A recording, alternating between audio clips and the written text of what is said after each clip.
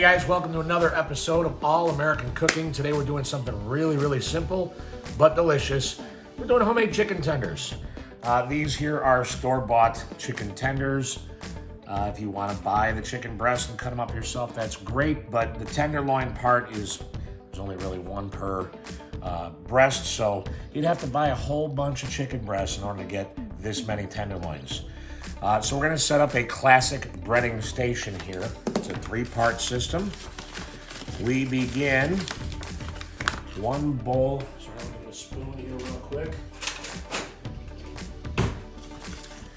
We begin one bowl with about a cup or so of all-purpose flour.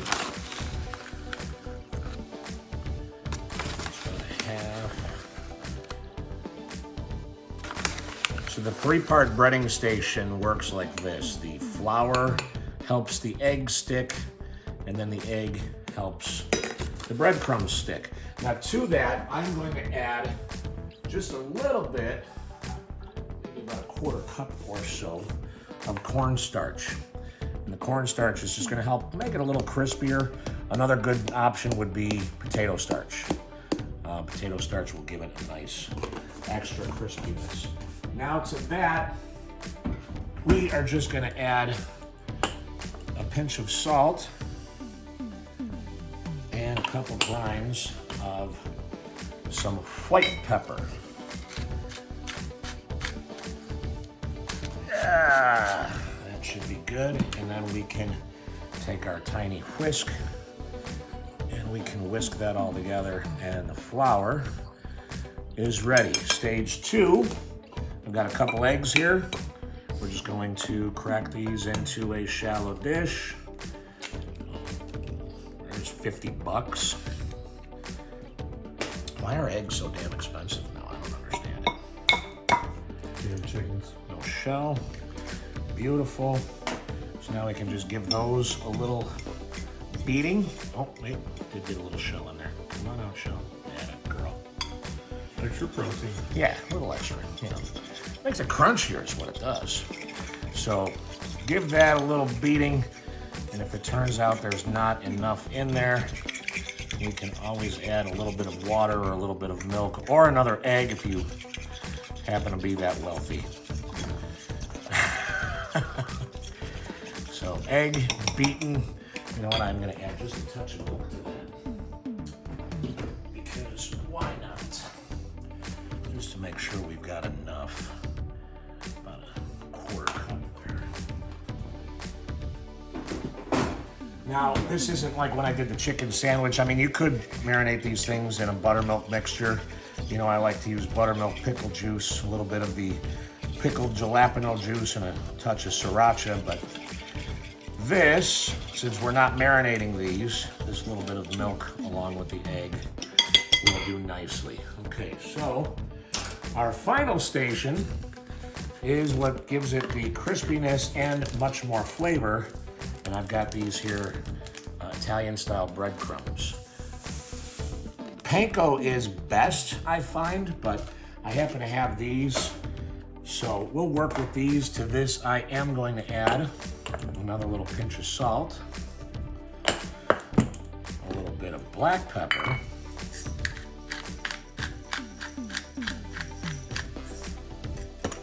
a little bit of garlic powder. And this is the powdered stuff. This isn't granulated garlic, so it's very light and powdery. A little bit of that, a little bit of smoked paprika, because you know I love it. And again, you know, we just eyeball everything. And then even though it's already seasoned with Italian seasoning, this is just store-bought poultry seasoning. This is basically ground rosemary, sage, thyme, I think a little bit of parsley. So a little bit of that, a little extra flavor goes a long way. And we can whisk all of that together. And beautiful. So our next step, I'm gonna clean up a little bit here. I'm gonna throw some gloves on. We're gonna bread these. My oil is at 350. You're gonna see the magic happen. Stick around for a minute.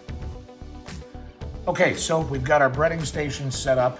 I've got gloves on to try and keep my hands kind of clean. We're gonna do what's called the wet hand, dry hand method. Supposed to help keep you from getting all gunky, but doesn't always work. So, with the dry hand, I'm gonna take chicken strip, explode some flour around, beautiful. You just want a nice little coating, shake off the excess. If you don't explode the flour, you're not doing it right. Exactly, yeah. If you don't make a mess doing this, you're definitely doing it wrong. So now with the other hand, we're just gonna toss this kid on both sides, shake off that excess, drop it into the panko, or the breadcrumbs in this case, because I don't have panko. And with the dry hand, just make sure she's covered nicely, and onto our rack. And then we're just gonna keep this process going. Dry hand. Look at that flour explosion. Yeah, oh, got two of them on there. Ooh, a couple, 2, 3. Into the egg. Into the egg. Make sure all parts are coated because otherwise the egg won't stick. And I will finish these up and we'll see you over at the fryer in a minute. All right, our last two here.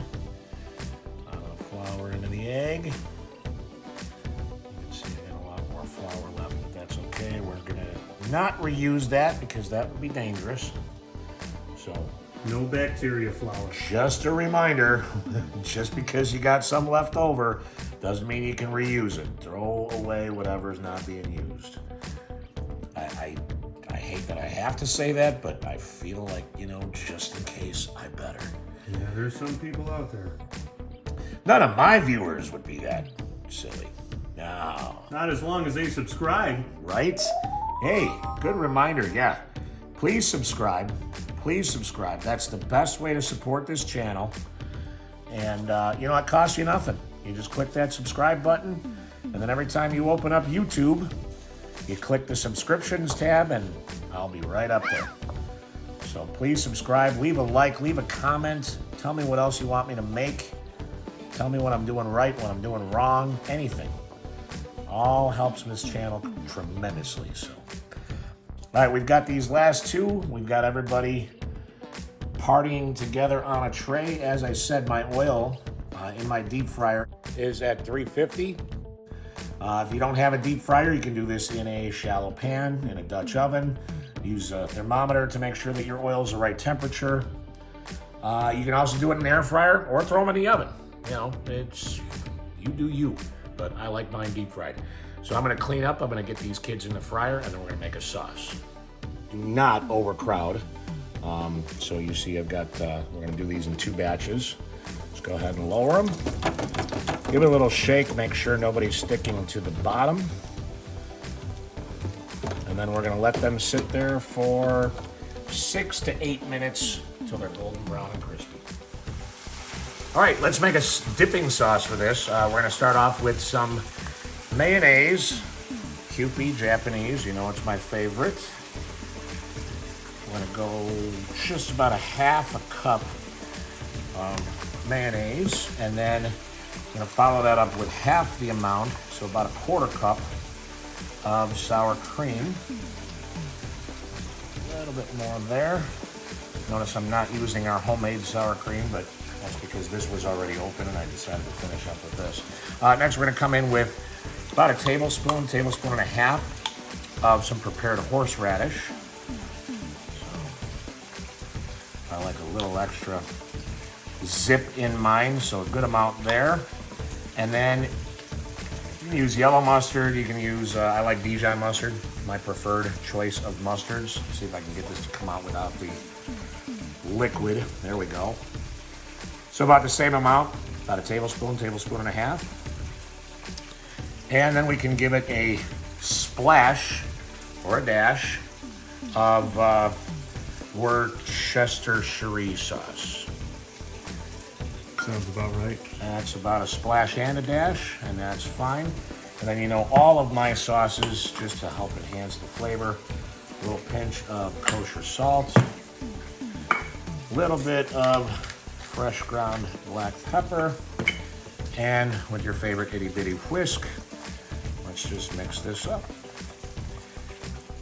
And get a teaspoon spoon here.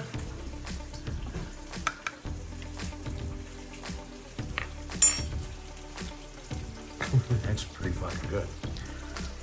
Cameraman, would you like a little taste? Oh boy.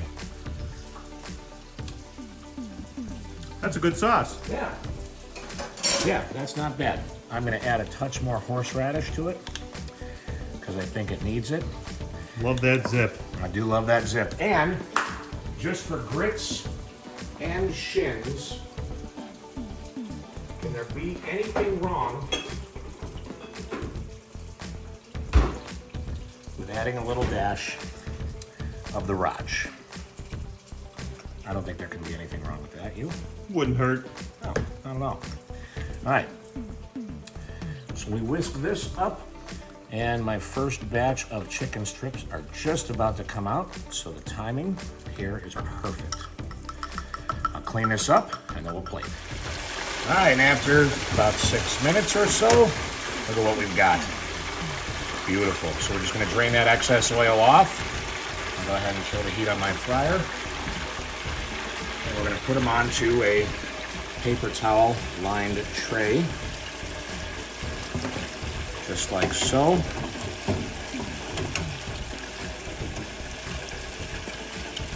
Oh, these are beautiful. All right, and let's plate them up.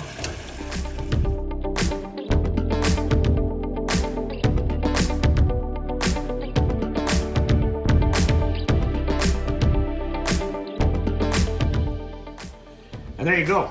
What is this at a bar or a restaurant? 12, 13 bucks, At least. right? And we just did it, and what did that take us? It took, for 2 batches, it took us all of 15, 20 minutes, maybe less than that. So of course, we gotta try one, right? So I'm gonna go for this kid on the top right here. Ooh, it's very warm. Very warm. Just came out of the fryer, not the fridge, so. This, and this sauce, yeah, I mean, with the seasoning and the chicken, well, let's see what we got here.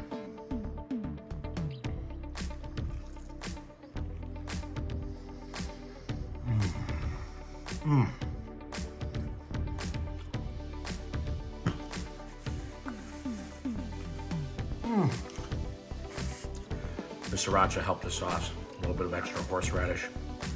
That zip. It's like one of those zesty sauces you might get at a fast food restaurant, but better. So that's it. I mean, the chicken is cooked perfectly. It is crunchy on the outside. It is soft, tender, delicious on the inside. The chicken, the sauce, very simple, very easy, very delicious. So thanks for watching. Make this at home. We got plenty more coming this year. Thanks to my new subscribers. We're up to 324 now. Trying to get to 1,000, but remember, if we get to 500 by June 1st, I will show you my secret Mambo barbecue sauce recipe. Oh, the mom. It's not a sauce, it's religion. Don't eat boring food. Thanks for watching. We'll see you next time. All American Cooking. Bye-bye. Look at Rocky is just drooling. Just drooling. He loves when Uncle Mike cooks. Good boy. What about my Obi over here? What about this Obi over here? Obi. Are you sitting? Good boy, sit. Sit. Very good boy. Puppy approved. It almost looks like a honey mustard, doesn't it? Just about. But there's no honey in it. I think you noticed that because you were right here while I was making it.